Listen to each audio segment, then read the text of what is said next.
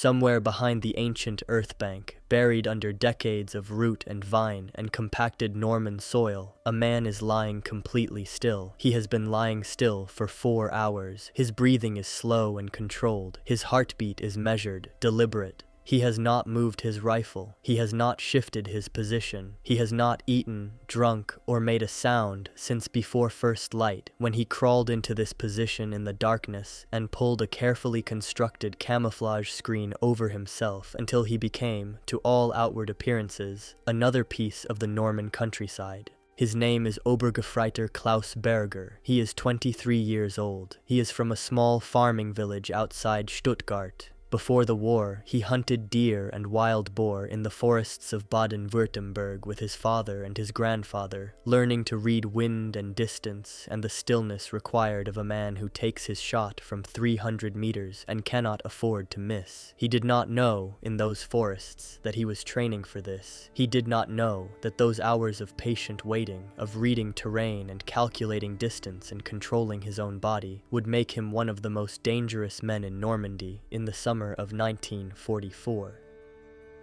of how a handful of men with scoped rifles and infinite patience turned the liberation of France into a 2-month nightmare of inch-by-inch fighting through terrain that felt designed by nature itself to kill. It is the story of a weapon system, a training program, a tactical doctrine, and the men who made it work. And it is the story of what it felt like to be on both sides of the scope. The Karabiner 98 Kurz, the Kar 98K, was the standard German infantry rifle of the Second World War. More than 14 million were produced before the war's end. It was a bolt-action rifle chambered in 7.92 by 57 millimeters, with a 5-round internal magazine fed from stripper clips. In its standard configuration, it had an effective range of approximately 500 meters in the hands of an average soldier. In the hands of a trained marksman with a quality telescopic sight, that effective range extended dramatically. The sniper variant of the Kar 98K, fitted with a 6-power telescopic sight, was capable of accurate fire at ranges up to 1,000 meters against stationary targets, and reliably lethal at 600 meters against moving ones.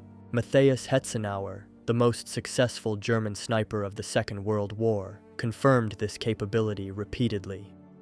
Born in December 1924 in the Austrian Tyrol, Hetzenauer was the son of a peasant family in the Alpine region of Brixen im Thiel, a place where hunting was not sport but necessity. He grew up tracking deer and chamois across mountain terrain, learning to read wind direction from the movement of grass, learning to judge distance by the apparent size of familiar objects, learning to slow his breathing until it was a barely perceptible rise and fall that would not disturb the rifle's aim. These were not skills he learned in a military training program. They were skills he learned from his father and grandfather, men who had been hunters before him. Hetzenauer was drafted into the German army at 17 and eventually trained as a military sniper from March to July of 1944 at the Truppenübungsplatz Seetaler Alpe in Steiermark, Austria. He was then assigned to the 3rd Mountain Division and deployed to the Eastern Front, where between the summer of 1944 and his capture in 1945, he accumulated 345 confirmed kills. His longest confirmed kill was recorded at 1,100 meters.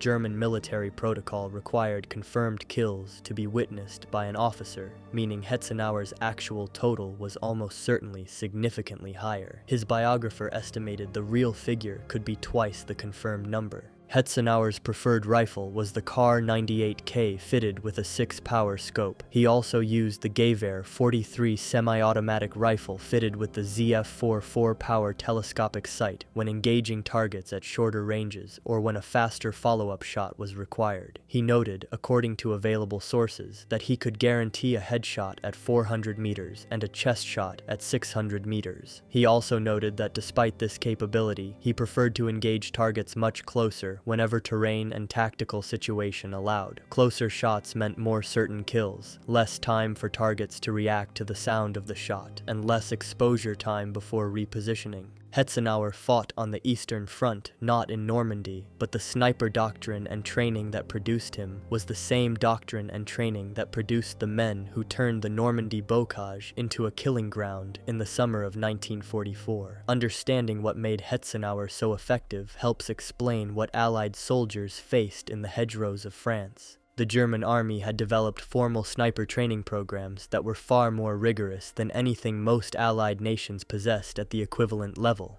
The training program at dedicated German sniper schools lasted between 4 and 6 weeks, longer than the British or American equivalents. Recruits were selected for their demonstrated marksmanship ability, their physical fitness, their psychological stability, and their ability to remain patient and immobile for extended periods. Men who showed impatience, who fidgeted, who could not control their own physiological responses under stress, were removed from the program regardless of their shooting ability. The German military understood that sniping was as much a psychological discipline as a physical one. The curriculum covered marksmanship at ranges from 100 to 800 meters, with emphasis on wind reading and range estimation without the use of range-finding equipment. It covered camouflage and concealment to a standard that went far beyond what ordinary infantry received. German sniper students spent entire days lying in constructed hides, practicing stillness while instructors attempted to locate them. A student who was spotted was failed. The ability to become invisible in terrain was considered as important as the ability to shoot accurately.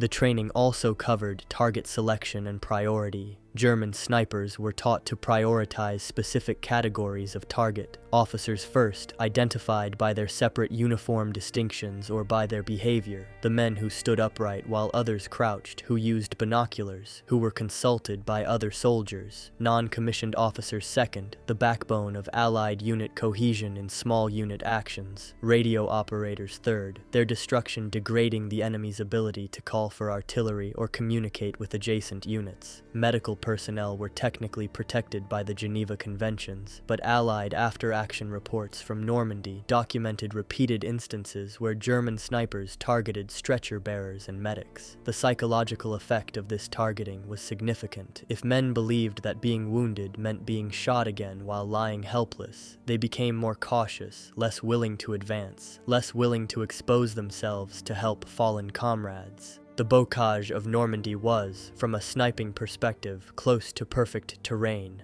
The Norman countryside had been farmed in the same way for centuries. Fields divided by earth banks between 1 and 2 meters high, topped with dense hedgerows of hawthorn, blackthorn, and elm that had been growing and thickening for generations. By June 1944, these hedgerows were so dense that a man could crawl into one and become effectively invisible from a distance of 10 meters. The earth banks beneath them were solid enough to stop small arms fire and even light artillery fragments. They provided natural firing positions with the hedgerow itself acting as camouflage, and they created narrow lanes between fields that channeled advancing troops into predictable routes. The German military had 4 years to examine the bocage terrain before the Allied invasion. They had occupied Normandy since June 1940, and German officers had studied the terrain extensively in the context of eventual Allied invasion. When the invasion came in June 1944, German defensive positions in the bocage were not improvised. They were carefully planned, with interlocking fields of fire between machine gun positions. Pre-registered artillery targets at key road junctions and field entrances, and designated sniper positions that provided coverage of the routes an advancing enemy would have to use.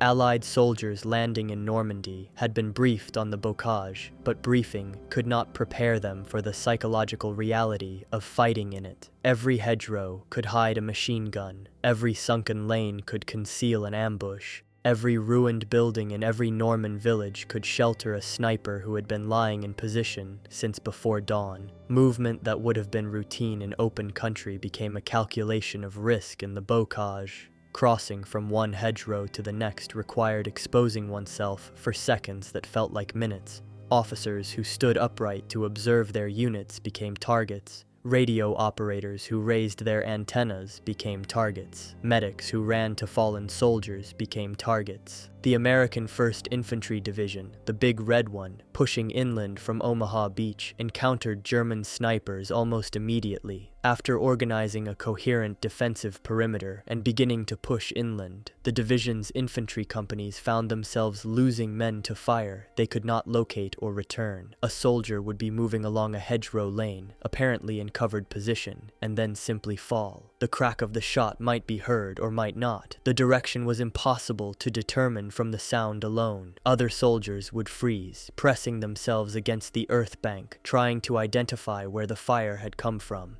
The effect on unit cohesion and forward momentum was disproportionate to the actual numbers involved. One historian's assessment of the bocage fighting noted that the hedgerows divided Normandy into a series of rectangular killing boxes with limited entrances and exits, and that the Germans used these terrain features combined with snipers to dramatically increase Allied casualties and reduce the pace of the advance. Allied momentum, which planners had expected to be measured in kilometers per day, was being measured in fields per day, sometimes less. Sergeant Russell Wormy, a sniper serving with a rifle company of the American 1st Infantry Division, described the frustration of the bocage in accounts compiled after the campaign. He noted that in previous theaters, North Africa and Sicily, he had been able to take aimed shots at identified German soldiers. In Normandy, in the hedgerow country around Caumont, he often could not see the enemy at all. His company's offensive action in many cases consisted of firing blindly through hedges towards sounds or estimated positions, hoping to suppress or eliminate threats that remained invisible. The Germans, in established positions they had prepared and studied, could engage Allied soldiers with precision while remaining completely concealed. Allied reports from the period June to August 1944 document the consistent psychological impact of German sniper activity. Men became reluctant to stand upright. Officers were warned not to use binoculars in exposed positions or to stand apart from their men in ways that made them identifiable. Radio operators were advised to keep their antennas low. These precautions reduced casualties, but they also degraded command and control, made communication more difficult, and slowed the decision-making processes that determined tactical momentum. Berger, lying in his hedgerow position in the bocage south of Bayeux in the third week of June 1944, understood this terrain the way that Allied soldiers were still learning it. He had moved into his current position at 3 in the morning, crawling along the base of the earth bank in darkness so complete that he navigated by touch and by memory of a route he had walked twice in daylight, rehearsing every step before he made it at night. His camouflage screen was woven from local vegetation cut the previous afternoon and allowed to dry slightly so it would not show the bright green of freshly cut plant material that stood out from surrounding foliage. His position had been selected for 3 qualities: a clear field of observation covering approximately 180 meters of a sunken lane that Allied infantry would have to use to advance, cover from behind that made it impossible for anyone approaching from his rear to see him before he heard them, and an exit route through a gap in the hedgerow that he had cleared himself and covered with a screen of cut branches. He had been lying in this position for 4 hours. He had watched 2 groups of Allied soldiers move through his field of observation. He had not fired at either group. The first group was a squad of 6 men, moving in file along the lane. A single shot would have killed one and scattered the rest, but the sound of the shot would have revealed approximately his position, and a 6-man squad that went to ground and began suppressive fire at the hedgerow could produce enough ammunition in enough directions to make his position untenable. He had watched them pass and remained still. The second group was 3 soldiers, one of them carrying a radio. The radio operator was a priority target, but one of the 3 men was watching the hedgerow line on Berger's side of the lane as they moved, scanning it with the deliberate attention of a soldier who had been briefed about sniper activity in this sector. This man would see the muzzle flash, or the movement, or the slight disturbance of vegetation that a shot would cause. Berger had watched him and remained still. What he was waiting for was a single Allied officer. He knew from observation over the previous 2 days that an officer came through this lane each morning with a small escort, moving between positions to conduct his rounds. The officer had come through the lane at approximately 8 in the morning the previous day. Berger had been watching from a different position then, conducting reconnaissance rather than looking for a shot. Today, he was positioned for the shot, and so he waited. This kind of patient, intelligence-driven targeting was the product of the German army's understanding that sniper effectiveness was not measured purely by kill count. It was measured by the disruption caused per round expended. Killing an ordinary soldier created one vacancy in a squad. Killing an officer created confusion, hesitation, loss of leadership, possible errors in tactical decisions made by his replacement. Killing a radio operator degraded communication and coordination that were worth more to the enemy than one man's life. German sniper doctrine explicitly taught these priorities because the doctrine was written by men who understood ground warfare at a level that went beyond simple lethality. The scope on Berger's Kar 98K was a 4-power ZF-4 sight, the standard German sniper optic of the period. Through it, at the range he was working, a human head appeared approximately 4 times its natural apparent size. At his maximum practical engagement range of approximately 600 meters, a human torso filled a significant portion of his field of view. At the ranges he was currently working, between 100 and 200 meters, the scope was almost unnecessary for the shot itself. It was essential for identifying targets. At 150 meters through a 4-power scope, Berger could read the rank insignia on an Allied officer's collar without difficulty. He could see the unit patches on sleeves. He could see which men were watching which sectors. He could observe the behavior that identified leaders, the men other men looked to, the men who spoke and were listened to, the men who pointed rather than followed.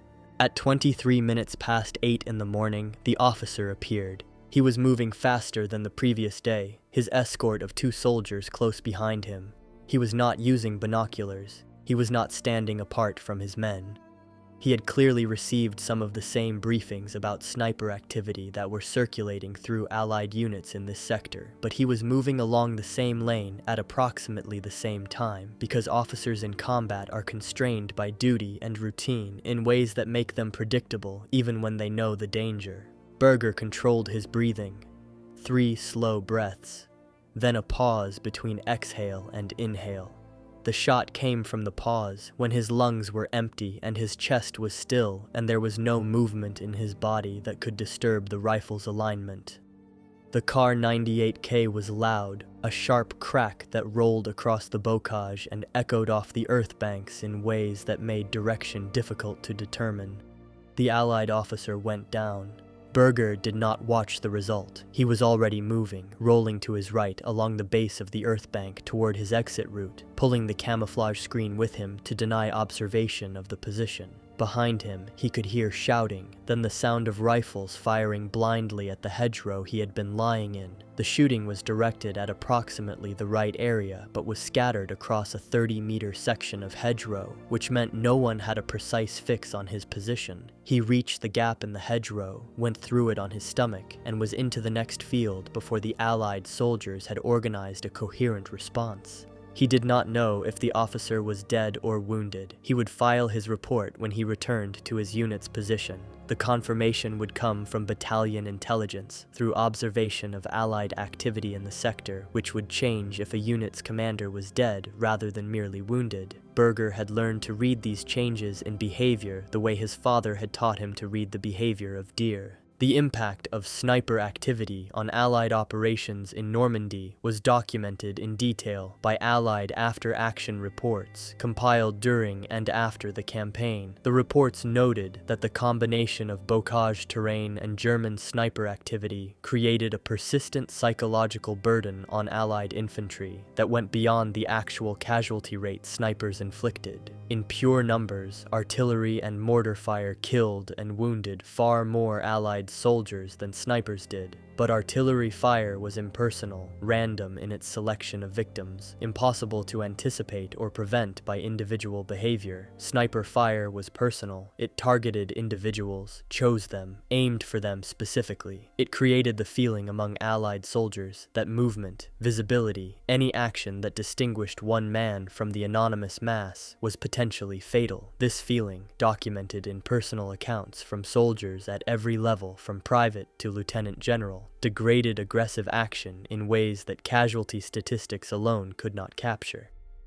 The British Second Army's reports from the fighting around Caen specifically noted the effect of German snipers on the ability of junior officers and non-commissioned officers to exercise leadership in the bocage. Officers who stood upright to observe their men were killed. Officers who used binoculars to observe the enemy were killed. Officers who used radios in positions that exposed the antenna were killed. The cumulative effect was that junior leadership became increasingly reluctant to exercise the visible, active command that mobile warfare required. Units became more passive, more defensive, more cautious. The German snipers had not just killed individual officers, they had degraded the command culture of Allied units in ways that showed up in slower advances, less aggressive tactics, and more cautious responses to tactical opportunities. Obergefreiter Karl Friedrich of the 35th Infantry Division, fighting in the sector west of St. Lo in July 1944, was a sniper who had trained on the Eastern Front before being transferred to France. In a post-war account compiled for German military historical records, Friedrich described the Normandy bocage as the most effective sniping terrain he had encountered in his career. The Eastern Front had offered long sightlines and open terrain where target acquisition was easier, but where snipers themselves were also more exposed. The bocage offered short sightlines but total concealment. It was, he said, a terrain built for killing quietly. Friedrich described the process of establishing a hide-and-bocage terrain. The selection of position was the critical first step, and it required hours of prior reconnaissance conducted from different angles at different times of day. A position that provided perfect concealment in the morning might be exposed by a change in light angle as the sun moved. A position that was hidden from the most likely Allied approach route might be visible from a flank. Friedrich typically spent an entire day observing a potential position before using it, watching the way light moved across it, checking the approach and exit routes, identifying the sight lines it provided and the sight lines it was exposed to. His camouflage methodology was meticulous. He used vegetation from the local area, cut and allowed to dry slightly, never bright, fresh-cut green that was visually distinct from surrounding foliage. He wore a camouflage smock over his uniform and covered his rifle with strips of burlap painted in mottled earth tones. His face was smeared with mud and streaked with dark pigment from charred wood. His hands, which would move in the act of firing, were covered with a thin layer of mud that had dried to a rough texture matching the soil around him. He estimated that his position, if properly prepared, could not be identified by a man standing 5 meters away who was specifically looking for it. This level of preparation was not unique to Friedrich. It was the product of the same German sniper training doctrine that had produced Hetzenauer on the Eastern Front. The doctrine was built on a fundamental understanding. A sniper who is seen before he fires is a sniper who will be killed. Therefore, invisibility was not a useful tactic. It was a survival requirement. Allied forces in Normandy developed counter-sniper tactics as the campaign progressed. The most effective method was to use their own snipers in counter-sniper operations, which required Allied sniper units capable of operating at the same level of patience and concealment as their German counterparts. The quality of Allied sniper training varied significantly. British Army sniper training had been improved since the disasters of the North African campaign, where inadequate sniper doctrine had been exposed as a significant tactical weakness. By Normandy, British snipers were receiving training comparable in length and quality to the German program. American sniper training was more variable.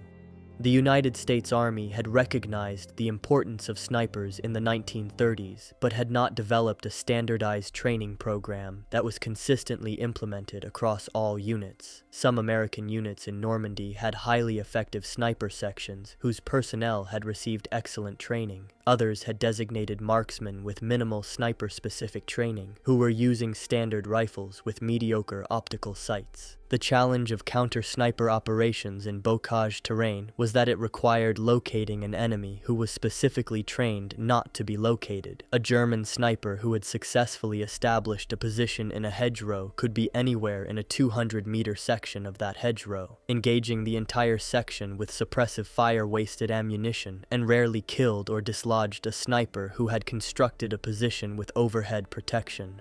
Using artillery on suspected sniper positions worked occasionally, but the amount of ammunition required to achieve reliable results across the entire front was unsustainable. The most reliable counter-sniper tactic proved to be patience and observation, combined with deliberate movement patterns designed to expose German snipers without unnecessarily risking Allied soldiers. Units learned to move in ways that created unpredictability without sacrificing tactical effectiveness. They learned to vary their routes, their timings, their formation sizes. They learned to have observation teams watching hedgerow lines before and during movement, looking for the slight disturbances that marked a firing position. Berger operated for 22 days in the Bocage sector before being wounded.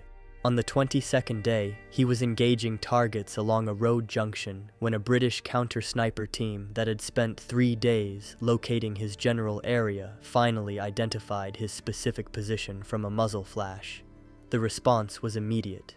2 British snipers, positioned at different angles relative to his hide, engaged simultaneously. One round struck the earth bank 2 centimeters from his head. The second struck his right shoulder, shattering the joint. He was extracted by other German soldiers who had been watching his sectors of fire from adjacent positions, a standard precaution that German sniper doctrine required. The extraction took 19 minutes and was conducted under fire. He survived, though the wound ended his operational role for the remainder of the Normandy campaign. In those 22 days, operating in a sector of approximately 3 kilometers of front, Berger had filed 17 confirmed kill reports. His actual engagement count was significantly higher, but German military doctrine required officer witness for confirmation, and several of his engagements had occurred in positions too exposed for officer observation to be practical. 17 confirmed kills across 22 days in a 3-kilometer sector. The number seems modest until it is placed in context. The Allied units in that sector lost approximately 80 men killed and 130 wounded in the same period to all causes, including artillery, mortar fire, direct fire from machine guns and rifles, and mines. Of those 80 killed, the after-action analysis attributed 17 to sniper fire. One man, with a single rifle, had been responsible for over 20% of the killed in his sector. More significant than the numbers was where those kills were concentrated. Of Berger's 17 confirmed kills, 9 were officers or non-commissioned officers, 4 were radio operators, 2 were medics, 2 were ordinary soldiers who happened to be in positions that made them identifiable targets. The 9 leaders represented, in the logic of small unit tactics, a disproportionate blow to Allied effectiveness in that sector. Each lost officer or NCO created a leadership void that took time to fill, during which the unit performed less effectively, made more cautious decisions, and advanced more slowly. The broader picture of German sniper activity across the Normandy front in the summer of 1944 is consistent with the pattern demonstrated in individual sectors. Allied after-action reports document the pervasive impact of sniper fire on the pace of the campaign. The Allied advance from the beaches to the breakout at Avranches in late July took significantly longer than Allied planners had projected, while multiple factors contributed to this delay, including the Bocage terrain itself, the strength of German defensive positions, supply difficulties, and the effectiveness of German conventional infantry tactics. Sniper activity was consistently identified as a significant contributing factor in reducing the pace of Allied advance. The German sniper in Normandy was not a mythological figure. He was a trained professional operating within a doctrinal framework that had been developed through years of combat experience, primarily on the Eastern Front. The skills were real, the training was rigorous, the tactical effectiveness was documented by the opponents who suffered from it. And the Bocage terrain of Normandy amplified those skills in ways that no other terrain on the Western Front would replicate. After the breakout from Normandy in late July and August of 1944, as the Allies poured through the gap at Avranches and began sweeping through France, the conditions that had made German snipers so effective evaporated. The Bocage gave way to open countryside. Static defensive lines gave way to a fluid, rapidly moving front where establishing prepared sniper positions was impossible. The German army in France collapsed into a retreating mass trying to avoid encirclement, and retreating armies cannot establish the patient, prepared positions that effective sniping requires. German snipers in this phase of the campaign were reduced to a different role, covering retreats, slowing Allied pursuit, buying time for fragments of German units to escape westward. A single sniper positioned at a road junction could halt an Allied column for 30 minutes while his comrades withdrew.